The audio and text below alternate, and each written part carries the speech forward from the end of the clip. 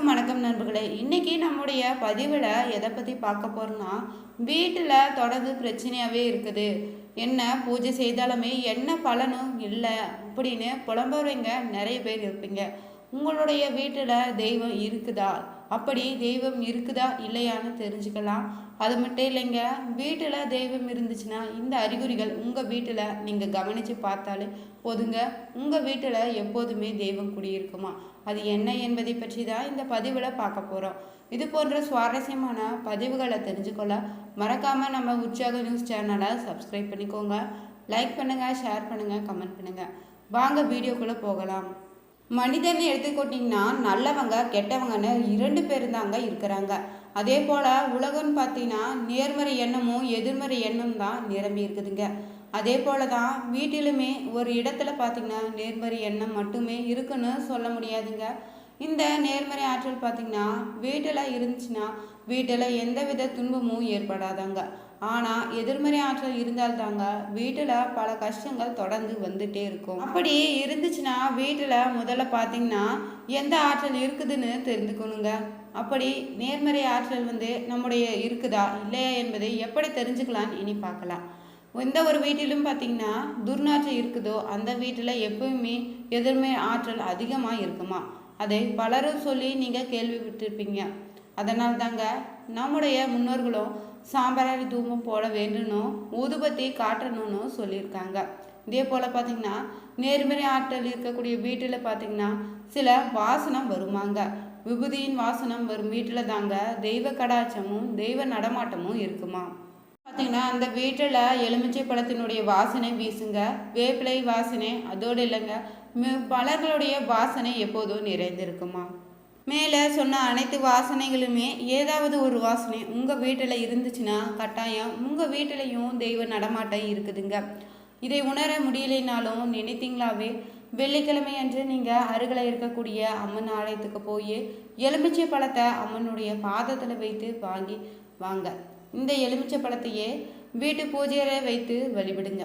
எலுமிச்சை பழம் பார்த்திங்கன்னா காய்ந்து விட்டுச்சுன்னா வீட்டிலேயே தெய்வ நடமாட்டம் இருப்பதாக தாங்க அர்த்தம்.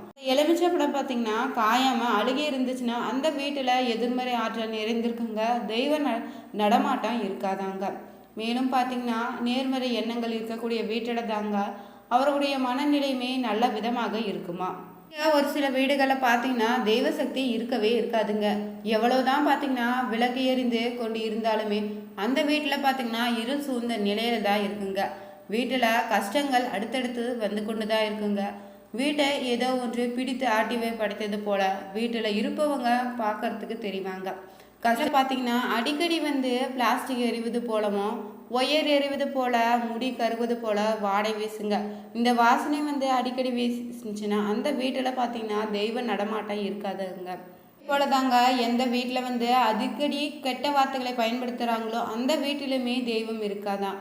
அடிக்கடி சண்டை போட்டுக்கொண்டு இருக்கவர்களுடைய வீட்டிலுமே தெய்வ நடமாட்டம் இருக்காதுன்னு அர்த்தம். தினமும் பார்த்தீங்கன்னா விளக்கேற்றி வைத்து விட்டால் மட்டும் போதாதுங்க, உங்களுடைய வீட்டிலும் தெய்வ சக்தி இருக்கிறதா இல்லையான்னு நீங்கள் கவனித்து செயல்பட வேண்டுங்க. அடிக்கடி சண்டை சச்சரவு இல்லைன்னா கெட்ட வாடை வீசிக்கொண்டு இருந்துச்சுன்னா இது சரியில்லைங்க. இதை சரி செய்வதற்கான ஒரு எளிய பரிகாரம் தான் இனி பார்க்க போகிறோம். வீட்டை முதல்ல ஒட்டரெடுத்து சுத்தமாக வச்சுக்கோங்க. பூஜை அறையுமே முழுமையாக சுத்தம் செய்து விடுங்க. வீட்டை கல் உப்பு சேர்த்து தண்ணீரில் முதல்ல சுத்தம் செய்துங்க. பிறகு பார்த்திங்கன்னா நல்ல தண்ணீர் கொண்டு தான் சுத்தம் செய்து விடணும். வீட்டில் இருந்து நிலைவாசல் வரையுமே தலைகீழாக புரட்டி போட்டு வீட்டை சுத்தம் செய்து விட்டுதாங்க ஒரு பாத்திரத்தில் சுத்தமான நல்ல தண்ணீரை எடுத்துக்கோங்க.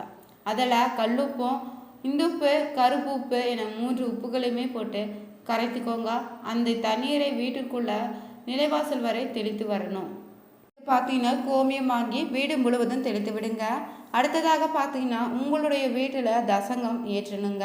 தசங்கம் பார்த்தீங்கன்னா வாசனை பொருள் மட்டும் இல்லைங்க, அது பார்த்தீங்கன்னா வீட்டில் இருக்கக்கூடிய கெட்ட சக்தியுமே எதிர்மறை ஆற்றலையும் வெளியே விரட்டக்கூடியதாக இருக்குதுங்க. இதோடு சேர்த்து நீங்கள் சேர்க்கக்கூடிய பொருட்கள் பார்த்தீங்கன்னா சக்தி வாய்ந்த பொருட்களாக ஊதுபத்தியுமே தசங்கத்தை ஒன்றாக நினைத்துக்கோங்க. ஊதுபத்தி ஏற்றலாம், தவறு கிடையாதுங்க. தினமுமே ஊதுபத்தி ஏற்றி இறை வழிபாடு செய்தீங்கன்னா வாரத்தில் ஒரு நாள் தசங்க பூகையும் வீடு முழுவதும் நீங்கள் காண்பிக்கலாம். தசங்கம் பார்த்தீங்கன்னா வீட்டில் இருக்கக்கூடிய எதிர்மறை ஆற்றலை அழித்து விடுங்க. தசங்கத்தை ஏற்றி வைத்த பின்னாடி தான் பூஜை அறையில் பார்த்தீங்கன்னா உங்களுடைய குலதெய்வத்தை பெயரை 27 முறை சொல்லுங்க. வீட்டில் இருக்கும் துர்சக்திகள் அனைத்தும் விலகி ஓடிவிடுங்க. வீட்டில் நேர்மறையான ஆற்றலும் விஷயங்களும் நடக்க ஆரம்பிக்குங்க. வீட்டில் இருப்பவங்களும் பார்த்தீங்கன்னா சண்டை சச்சரவுகள் வரக்கூடாதுன்னு பிரார்த்தனை செய்து வழிபடணும். இந்த வேண்டுதலை நீங்கள் வைத்து விட்டு பூஜை அறையில் கற்பூரம் ஆராத்தி செய்து நீங்கள் பூஜையை நிறைவு செய்து கொள்ளலாங்க. வாரந்தோறும் பார்த்தீங்கன்னா வரக்கூடிய வெள்ளிக்கிழமையில இந்த பரிகாரத்தை செய்து பாருங்க. வீட்டில் சுபிஷம் பெருகுங்க. வீட்டில் பார்த்தீங்கன்னா லட்சுமி கடாட்சம் தெய்வ சக்தியும் நிறைவாக தங்குங்க. தெய்வங்களும் தேவதைகளும் பார்த்தீங்கன்னா எப்போதுமே நம்மை சுற்றியே தான் இருக்குமா.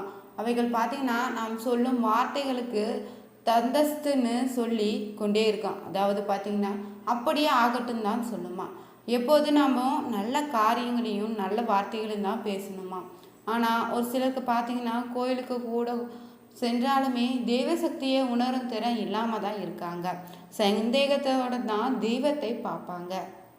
தெய்வ சக்தி பார்த்தீங்கன்னா எப்போதுமே நம்ம சுற்றி தான் நிலைத்திருக்குதுங்க. அது சில குறிப்புகள் மூலம் நமக்கு உணர்த்தி கொண்டு தான் இருக்குது. ஆனால் நாம் தான் அவற்றை புரிந்து கொள்வதில்லைங்க. அப்படி இல்லைன்னா தவறாக புரிந்து கொள்கிறோம். நம்ம சுற்றி இருக்கக்கூடிய தெய்வ சக்தியை புரிந்து கொள்வதற்கு என்னென்ன அறிகுறிகள் இருப்பது தெரிஞ்சுக்கலாம். பார்த்தீங்கன்னா தெய்வ நம்பிக்கை இருந்தாலுமே சில தெய்வ சக்தியோ இல்லைன்னா தெய்வங்களுடைய நடமாட்டமும் நம்மளோட வீட்டில் நம்மை சுற்றியும் இருப்பது இல்லைன்னு நம்புகிறாங்க. அதே சமயம் பார்த்தீங்கன்னா தீய சக்தி இருப்பதாக நினைச்சு பயந்துக்கிறாங்க. தீய சக்திகள் இருப்பதை போலதாங்க தெய்வ சக்தியுமே நம்மை சுற்றி இருந்து கொண்டே தான் இருக்குது. நம்முடைய வீட்டில் பார்த்தீங்கன்னா நம்மை சுற்றியுமே தெய்வ சக்தி இருக்குதா இல்லையா என்பதை ஒரு சில அறிகுறிகளை கவனித்து பார்த்தாலே நம்ம தெரிஞ்சுக்கலாங்க. தெய்வ சக்தி இருப்பதற்கான அறிகுறிகள் பார்த்தீங்கன்னா தீய சக்திகள் இருப்பதற்கான அறிகுறிகளும் ஒரே மாதிரியாக தான் இருக்குமா. முதல்ல புரிந்துக்குவது கஷ்டம்தாங்க. இரண்டுமே ஒரே மாதிரியானவை என சொல்லப்பட்டால் இரண்டிற்கும் நிறைய வித்தியாசம் இருக்குது. தெய்வசக்தி உங்களுடைய வீட்டில் இருக்குதுன்னுச்சுன்னா உங்களுடைய வீட்டில் பார்த்தீங்கன்னா பள்ளியினுடைய சத்தம் கேட்டுக்கொண்டே தான் இருக்கும். தெய்வசக்தி இல்லைன்னா பள்ளியின் நடமாட்டம் வீட்டில் இருக்காதான், அதனுடைய சத்தமும் கேட்காதாங்க. தெய்வசக்தி இருந்துச்சுன்னா மட்டும்தாங்க உங்களை ஆசீர்வதிப்பது போலதாங்க வீட்டிலுடைய நிலைவாசல் அருகில் இல்லைன்னா பூஜை அறி இடங்களில் அதிக ஒளியை எழுப்புதுங்க. இரவு நேரங்களில் பார்த்தீங்கன்னா கூட பள்ளிகள் சத்தம் போட்டுக்கொண்டே தான் இருக்குங்க. பெரியவங்க பார்த்தீங்கன்னா சிலர் பள்ளி சத்தமிட்ட இடத்தையும் திசையும் வைத்து பலன் கூட சொல்லுவாங்க. அதே போல் பார்த்தீங்கன்னா வீட்டில் அடிக்கடி காகம் சத்தமிட்டு கொண்டு இருந்தாலுமே வீட்டில் தெய்வ சக்தி நிறைந்திருக்குதான். முன்கூட்டியே அறியக்கூடிய திறன் கொண்டது தாங்க காகமே. பார்த்தீங்கன்னா விருந்தினுடைய வருகையும் தெய்வ சக்திகளுடைய நடமாட்டத்தையும் குறிக்குங்க. இறந்தவர்கள் தான் ஆத்மா குறிப்பிட்ட காலம் வரையுமே பார்த்தீங்கன்னா வீட்டை சுற்றி கொண்டே இருக்குங்க. அதனால தாங்க உணவு வைத்த பிறகு தான் நீங்களும் துரத்தினாலும் கூட காகம் போகாமல் உங்களுடைய வீட்டிலே சத்தமிட்டு கொண்டே அமர்ந்திருக்கும்.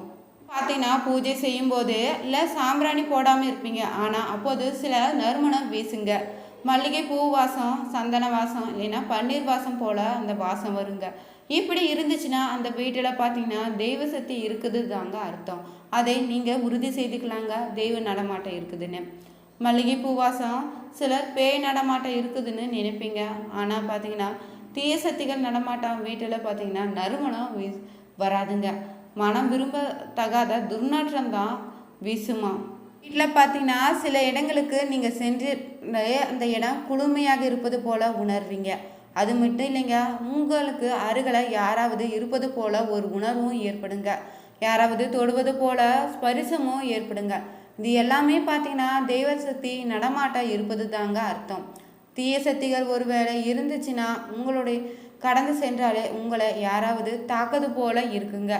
வீட்டில் ஏற்றி வைக்கும் போது பார்த்தீங்கன்னா தீபத்தை வைத்து கூட வீட்டில் தெய்வ சக்தி இருக்குதா இல்லையான்னு கூட நம்ம தெரிஞ்சுக்கலாங்க. சாதாரணமாகவே நாம் ஏற்றக்கூடிய தீபம் பார்த்திங்கன்னா யாகம் போல் பெரியதாக சுடர் விட்டு எரிந்துச்சுன்னா கட்டாயமாக அந்த வீட்டில் பார்த்தீங்கன்னா தெய்வ நடமாட்டம் இருப்பதாங்க அர்த்தம். தீபத்தினுடைய சுடர் பார்த்தீங்கன்னா வெள்ளை நிறத்தில் இல்லைன்னா சுடர் சுற்றி வெண்ணிற படலம் போல் தெரிஞ்சுன்னா தெய்வசக்தி இருப்பது தாங்க அர்த்தம். அதே போல் பார்த்தீங்கன்னா காற்று அடிக்காத போது கூட தீப சுடரானது வேகமாக அசைவது போல படபடன்னு சத்தமிடுது போல இருந்துச்சுன்னா அங்கே பார்த்தீங்கன்னா தெய்வ சக்தி நிறைந்திருக்குங்க. இந்த வீடியோ உங்களுக்கு பிடிச்சிருந்தா லைக் பண்ணுங்கள், ஷேர் பண்ணுங்கள், கமெண்ட் பண்ணுங்கள். மறக்காமல் நம்ம உற்சாக நியூஸ் சேனலையும் சப்ஸ்கிரைப் பண்ணிக்கோங்க. Thank you viewers.